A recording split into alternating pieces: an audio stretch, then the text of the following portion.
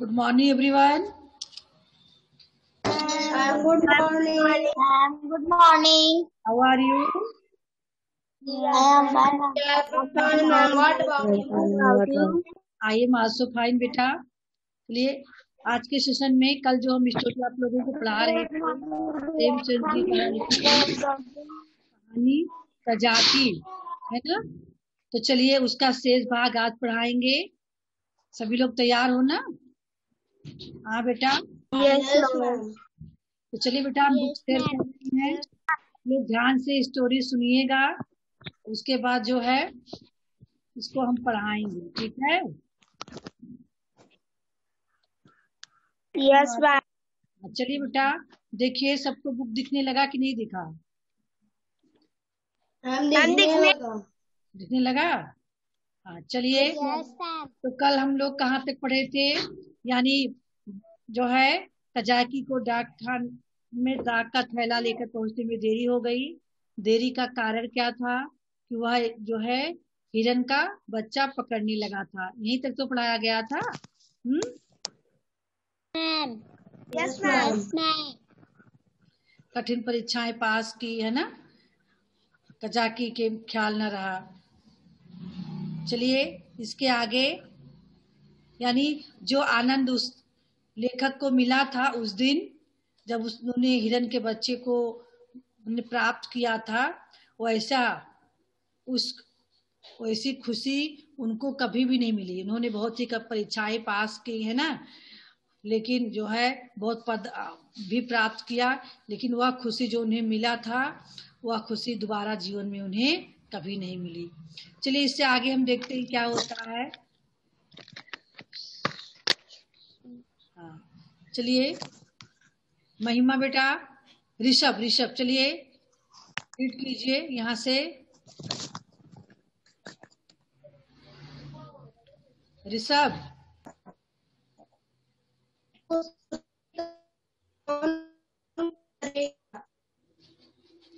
यहाँ से mic on कीजिए पहले.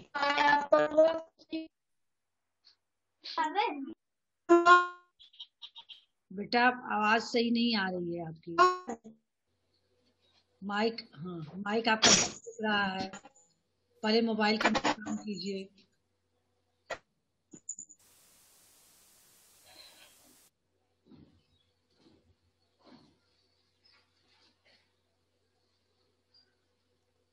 चलिए कनीज आप पढ़िए बेटा. कल आपने ही रीड की थी ना?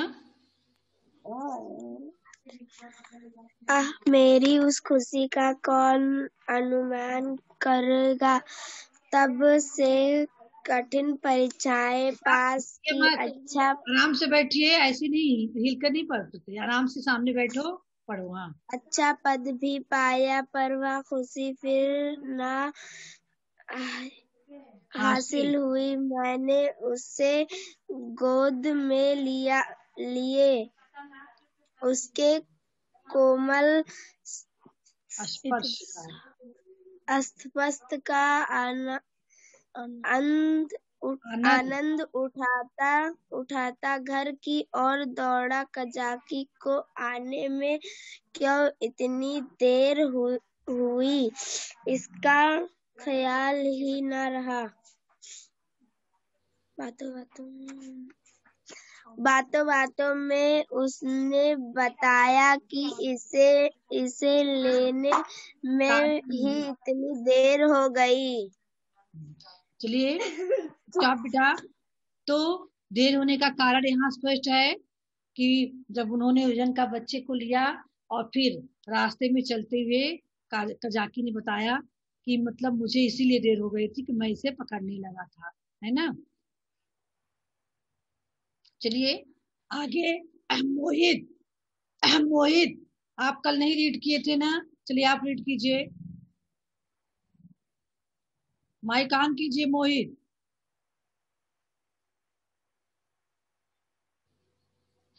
मोहित सुन ही नहीं रही है. आकांक्षा आप रीड की थी कल बेटा. अनन्या मैम रीड किया था। महिमा आप रीड की थी कल? मैम रीड किया था। जो लोग नहीं रीड किए थे हैंड शो कीजिए, सबसे पहले मुन्नी को मौका देंगे। जो कल नहीं रीड किए थे हैंड शो कीजिए। कल नहीं रीड की थी आप महिमा? मैम नहीं रीड किए थे। हाँ तो चलिए आप रीड कीजिए। मैम जो थे हाँ जो बात करने हम दौड़ने दोनों डाक खाने पहुँचे। बाबूजी ने मुझे ना देखा, हिरन के बच्चे को भी ना देखा। कजाकी की ही पर उनकी निगाह पड़ी। बिगड़ कर बोले, आज इतनी देर कहाँ लगाई? डाक तो चली गई, बताओ तुमने इतनी देर कहाँ लगाई? कजाकी के मुंह से आवाज ना निकली। बाबूजी ने कहा, देखिए रहा है जब देर से जाकी बाबूजी बहुत बेटा माइक बंद रखो, आवाज नहीं आनी चाहिए यहाँ पर। जिसको कहा जाएगा माइक ऑन करके बोलना। चलिए, तो दोनों लोग जब डाक खाने पहुंचे तो लेखक के बाबूजी यानी जो डाक बाबू थे उनकी निगाह जो है ना लेखक के तरफ पड़ी ना हिरन के तरफ। जैसे ही उनकी निगाह कजाकी पे पड़ी वो बिगड़ गए और कजाकी को डांटने लगे, है ना? क्यों इतनी देर हुई, बताओ क्यों, क्या कर रहे थे इतनी देर में पहुंचे? कजाकी बेचारा चुपचाप था, उसकी आवाज नहीं निकल रही थी। यहाँ आपको इस पिक्चर्स में भी दिख रहा है ना, बाबूजी यहाँ हैं और कजाकी को डांट रहे हैं। और यहाँ पीछे चुपचाप प्रेमचंद जी अपने हिरन के बच्चे के साथ खड़े दिखाई दे रहे हैं, है ना? चलिए आगे देखते हैं क्या होता है। ये तो स्पष्ट ही नहीं दिख रहा है बेटा, आप लोग कैसे देख सकते हैं?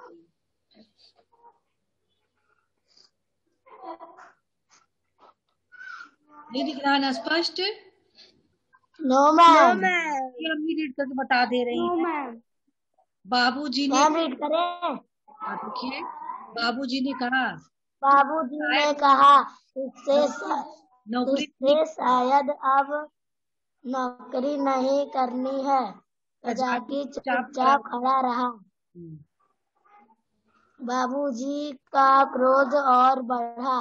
बोले, अच्छा थैला रख दो और अपने घर की राह लो।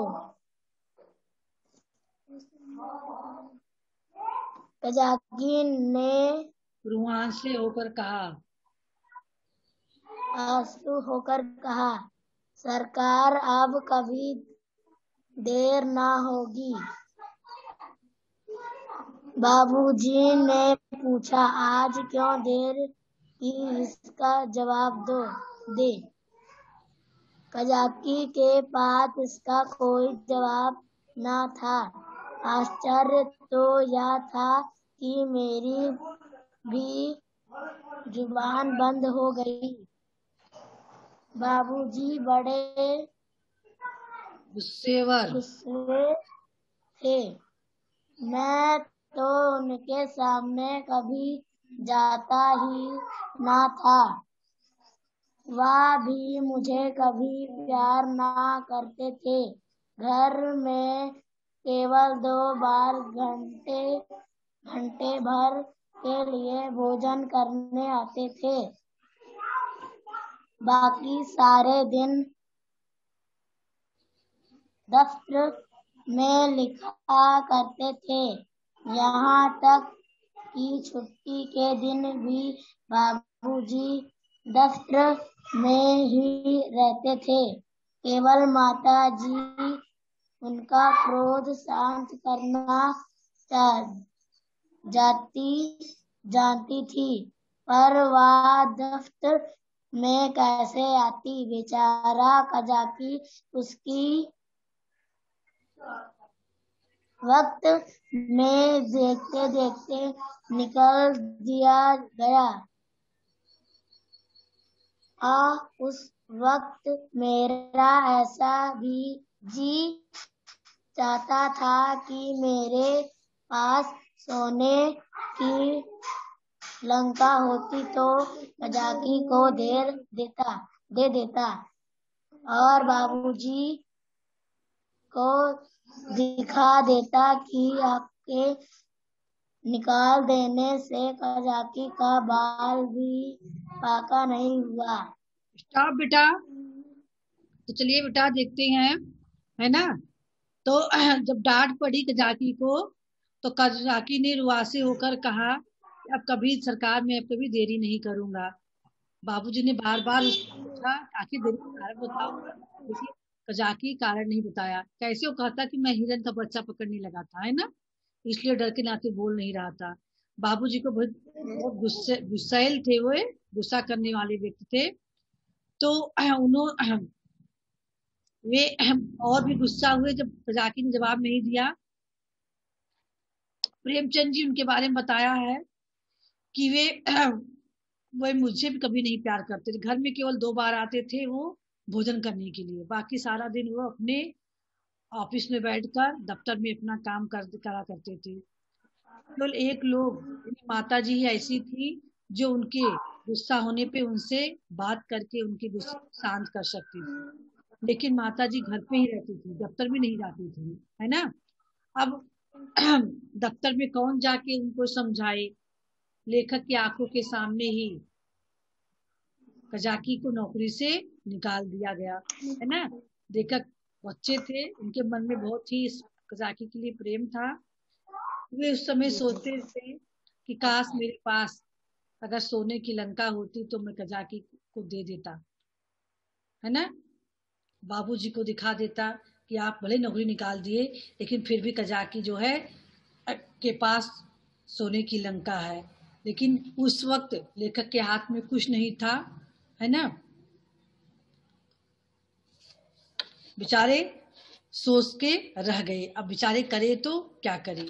चलिए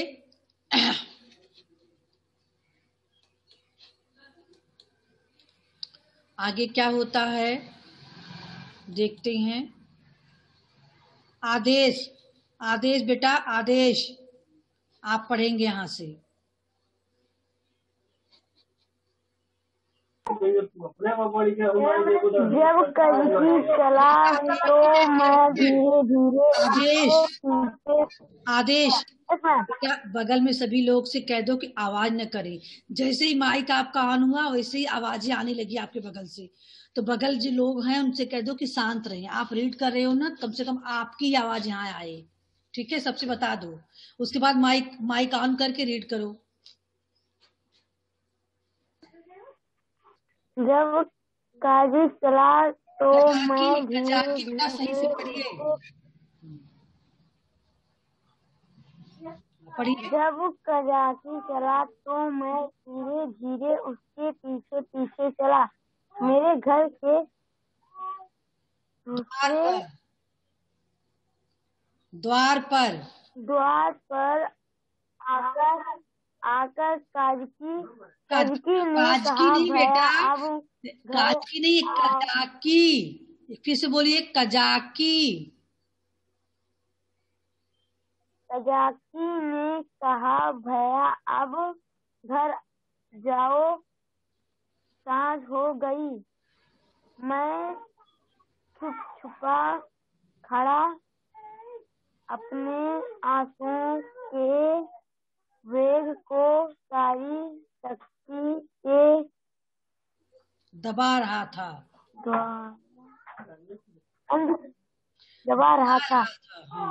काजी फिर बोला, भैया कजाकी, मैं कहीं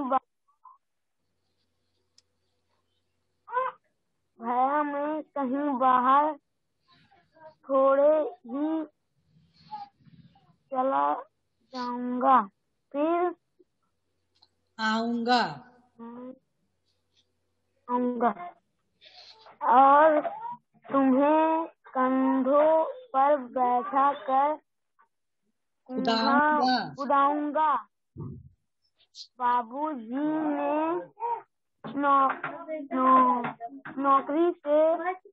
नौकरी ले लो है तो क्या इतना भी न करने देंगे तुमको, छोड़ा कर मैं कहीं न जाऊंगा। भैया जाकर अम्मा मम्मी क्या था? अम्मा से कह दो कजाकी, आप बार बार वही रॉन्ग बोल रहे हो। कजाकी जाता है, उसका कहा सुना माफ करे। बेटा स्टॉप, माइक बंद कर लो, माइक बंद करो। हाँ चलिए बेटा ध्यान दीजिएगा।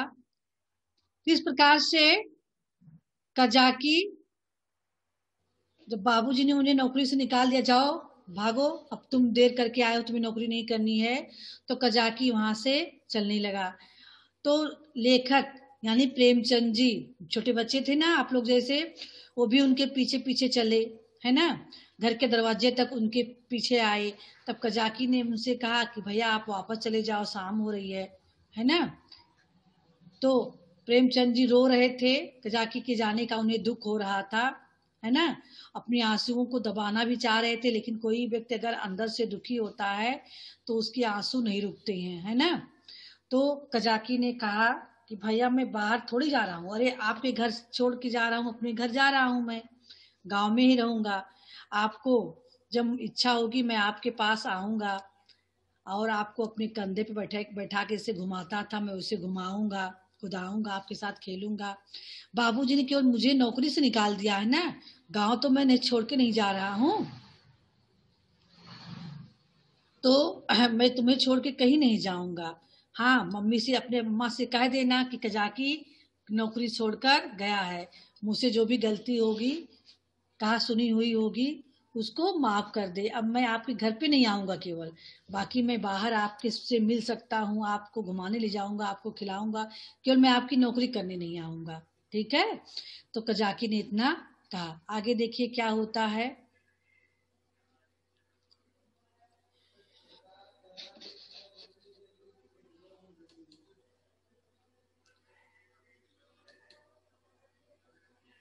सलोनी सलोनी जायसवाल, आप नहीं पढ़ी थी ना सलोनी?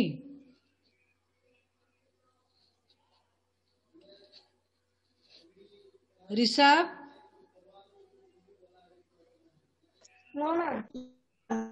सलोनी जायसवाल, चलिए आप पढ़िए।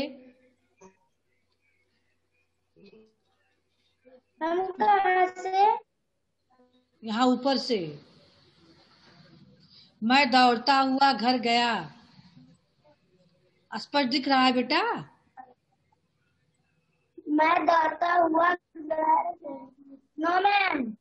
घर गया, लेकिन अम्मा जी का कुछ कहने के बदले कुछ कहने के बदले बिलक बिलक कर रोने लगा। अम्मा जी रसोई के बाहर निकलकर पूछने लगी, क्या हुआ बेटा, किसने मारा? बाबूजी ने तो कुछ नहीं कहा। अच्छा रहो तो जाओ, आज घर आते ही मैं पूछती हूँ। यानी कजाकी रोते रोते जब घर पहुंचे तो अम्मा जी किचन में काम कर रही थी, है ना। तो प्रेमचंद जी उनको कुछ कहते, मुंह से उनकी आवाज ना निकली, बल्कि बिलक बिलक कर रोने लगे अम्मा को देखते ही। तो अम्मा जी ने सोचा कि शायद बाबूजी बहुत गुस्से वाले व्यक्ति हैं, हो सकता है किसी काम बात से डांट दिए हों, है ना। तो पूछा कि बेटा बताओ, लेकिन वो बोल नहीं पाए। जब तो कहा ठीक है अभी आने दो घर, में बाबूजी से पूछती हूँ। जब देखो मेरे लड़के को डांटा करते हैं, चुप रहो बेटा, अब तुम उनके पास कभी मत जाना। कौन कह रहा है? अम्मा जी, है ना। उनको लग रहा था कि शायद बाबूजी ने डांटा हो। मैंने बड़ी मुश्किल से आवाज संभाल कर कहा, कजाकी। अम्मा जी ने समझा कजाकी ने मारा है। मैंने जल्दी से कहा, नहीं, कजाकी ने नहीं मारा, बाबूजी ने उसे निकाल दिया है। यानी डरते डरते प्रेमचंद जी ने अम्मा जी से यह बात बता दी कि बाबूजी ने कजाकी को नौकरी से निकाल दिया है। चलिए ऋषभ, आपको अब दिख रहा होगा, चलिए पढ़िए तो।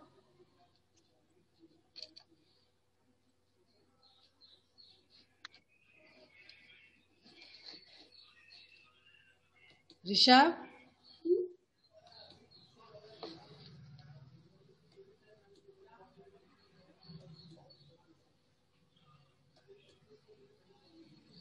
यही वाला है। चलिए, सलोनी चौहान, सलोनी चौहान,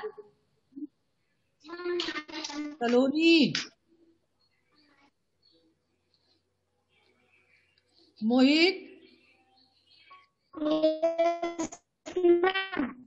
माइक ऑन कीजिए पहले। मोहित,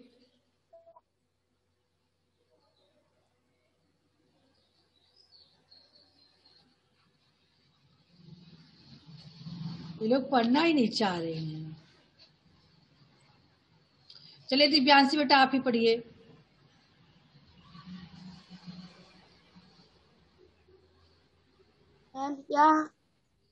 यह तुम्हारे बाबूजी ने बहुत बुरा किया।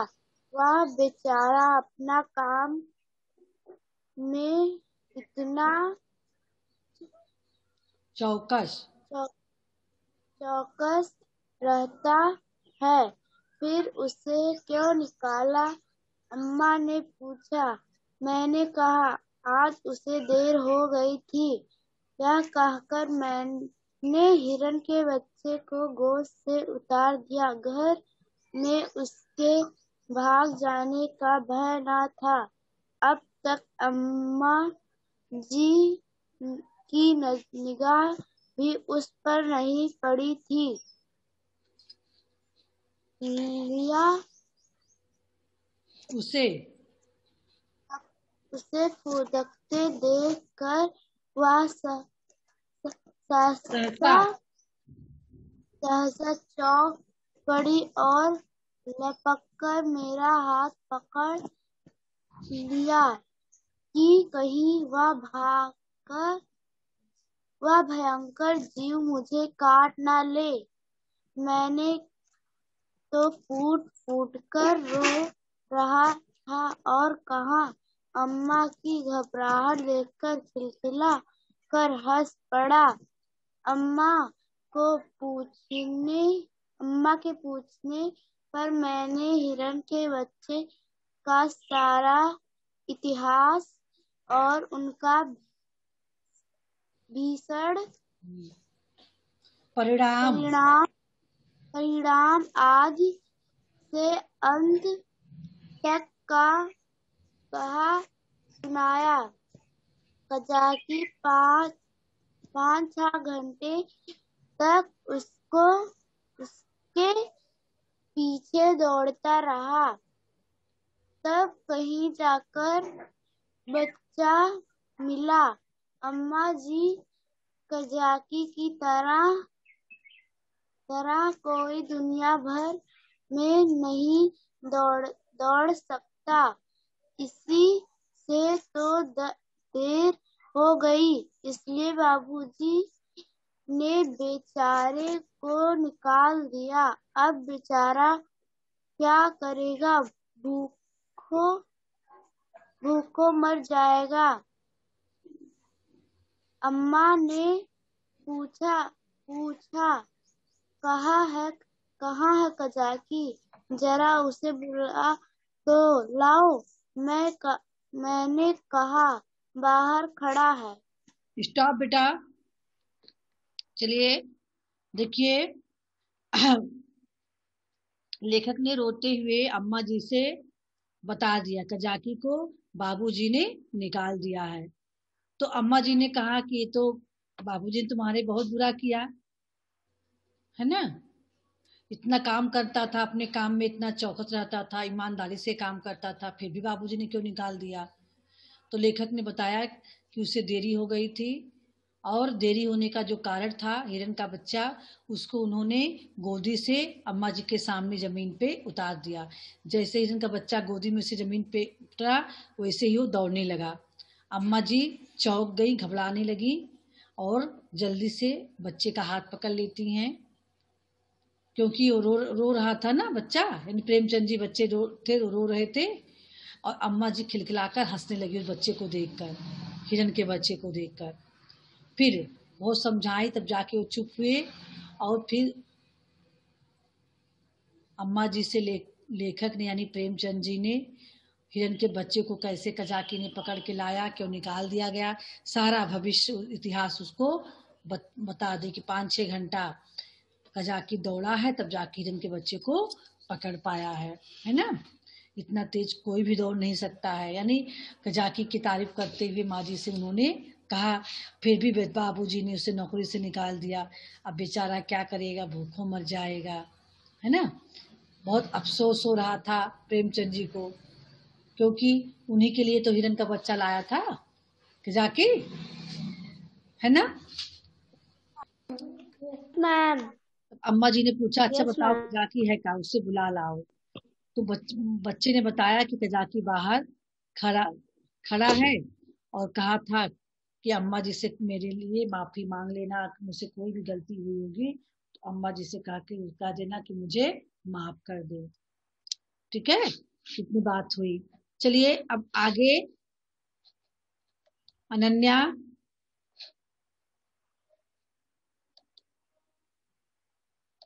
Yes ma'am. आप पढ़िए बेटा।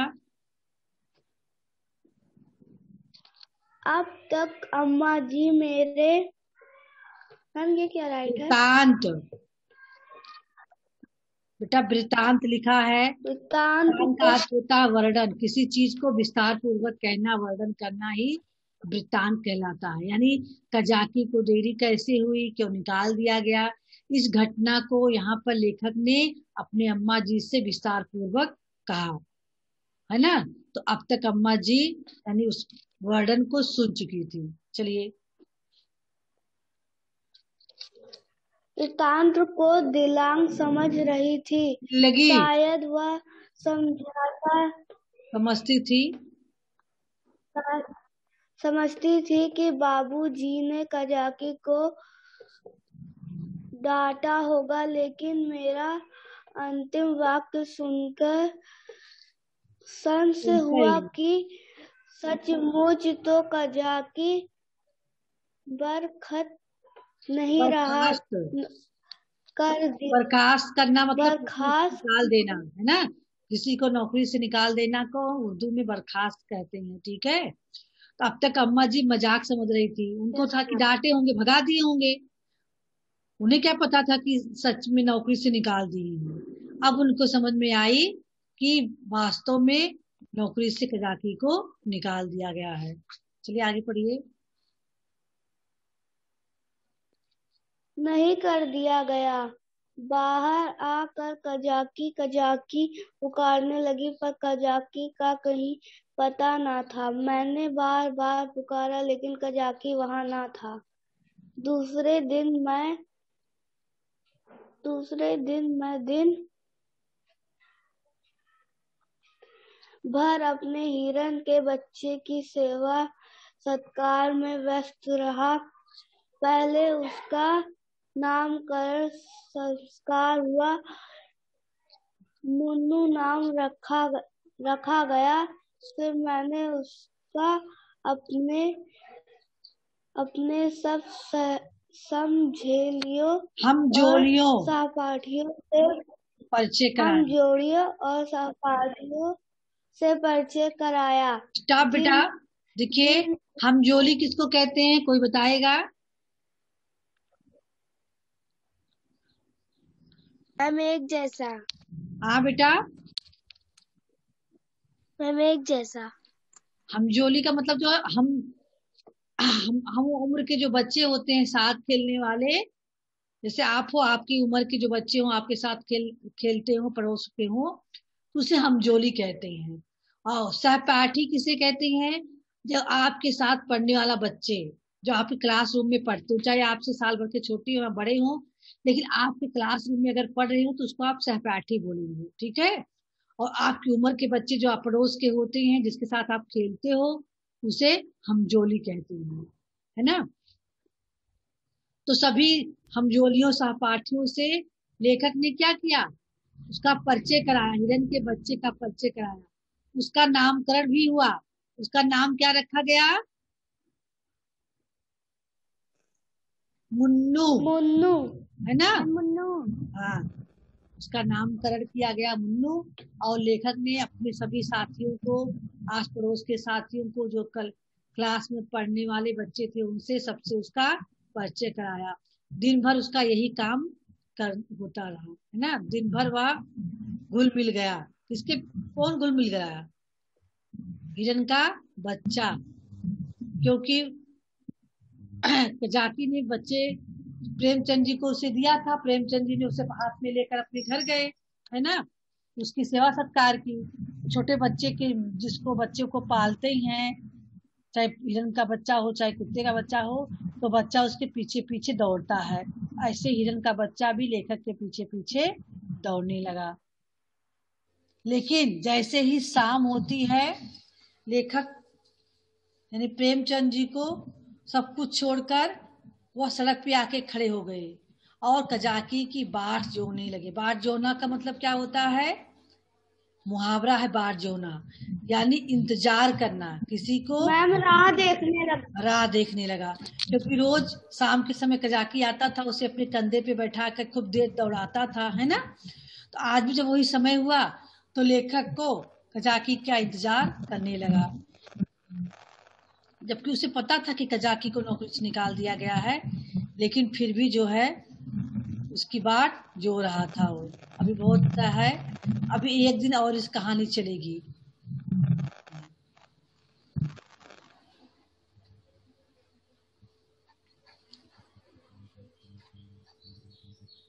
हाँ, एक पैसेज और पढ़ लीजिए। चलिए आंचल आप पढ़ेंगी बेटा।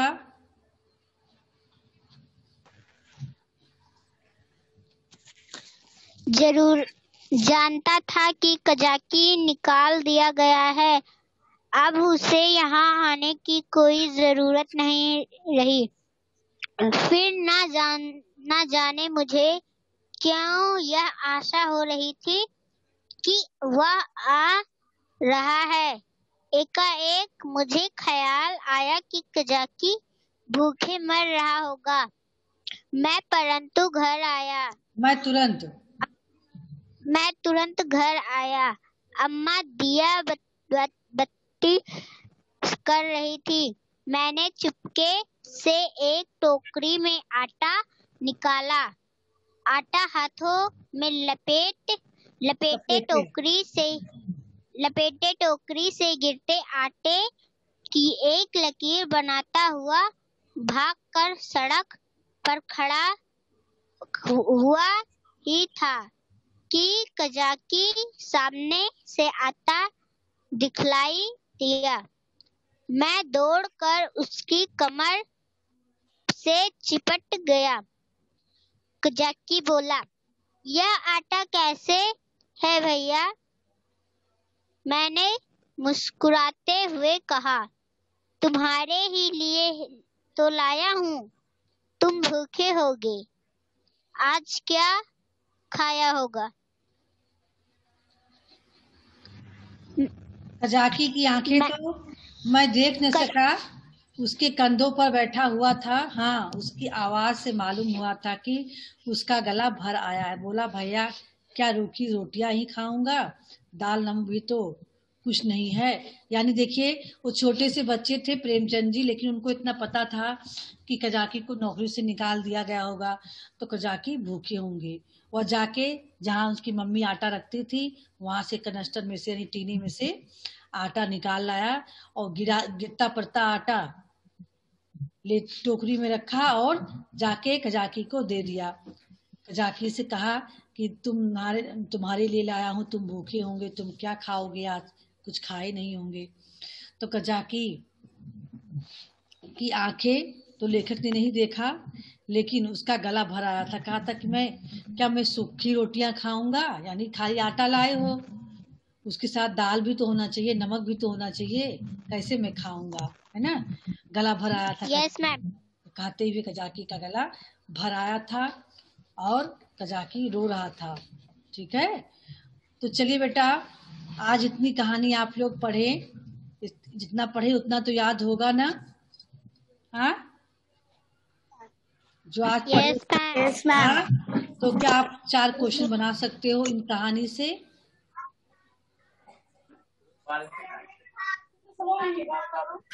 चलिए बेटा, कहानी को याद रखिएगा, ठीक है। और बुक लेने की जल्दी से आप लोग जल्दी से बुक लीजिए, है ना। स्टोरी को ध्यान रखिएगा, कहानी को सोच सोच के आप लोग राइटिंग के रूप में लिखिएगा, ठीक है। 1 पेज की राइटिंग लिखिएगा कहानी को सोचकर, ठीक। Yes ma'am. आज का होमवर्क आपको राइटिंग लिखना है। आप अपने स्मृति के आधार पे कहानी को लिखेंगे राइटिंग के रूप में, ठीक है। तो यस मैम। कहानी का शेष भाग अगले सेशन में होगा, ठीक है। तब तक के लिए goodbye everyone. Ma'am goodbye. Ma'am good bye.